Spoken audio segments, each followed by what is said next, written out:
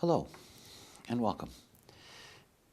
It's a fascinating thing, the extraordinary depth and accuracy of the human design body graph, the way in which this matrix allows us to see with such detail and with such accuracy the basic mechanics of a human being and what's possible for them, that is, out of that mechanics to develop tools, strategy, and authority as an example, to be able to refine the process, to be able to live the life that is correct.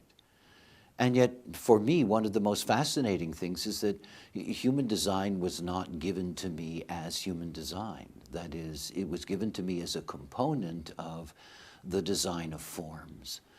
And our journey here is for me to take you through these various forms and to begin to understand the implications of the value of this mechanical knowledge that we now possess. And that ultimately, in the future, as we move forward with the advances in the understanding and acceptance of human design as deeply, deeply valid and scientific knowledge, that we will begin to explore the potential that's there in these other forms. I think it was the English astrologer Liz Green who said, it is odd that the design, the astrological chart of a human and that of a chicken are the same. And it is one of the things to grasp about differentiation, which is at the very core of human design, is that that differentiation goes beyond just the unique values that are attached to it in human design, but to see very clearly that the way in which programming operates on this plane is differentiated as well.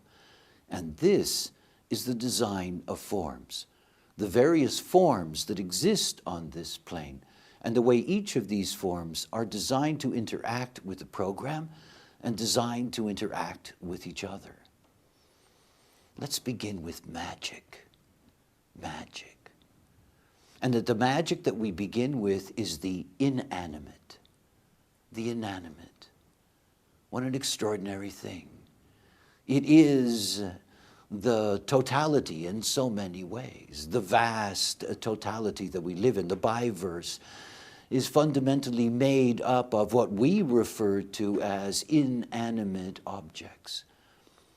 It is perhaps one of the most extraordinary things to understand that even the inanimate object has a fundamental design. It has a potential, and only a potential that resides in the 25th gate of the G center. This is an extraordinary gate. It is a gateway to, well, the totality itself. The 25th gate, the gate of innocence, is the gate of universal love.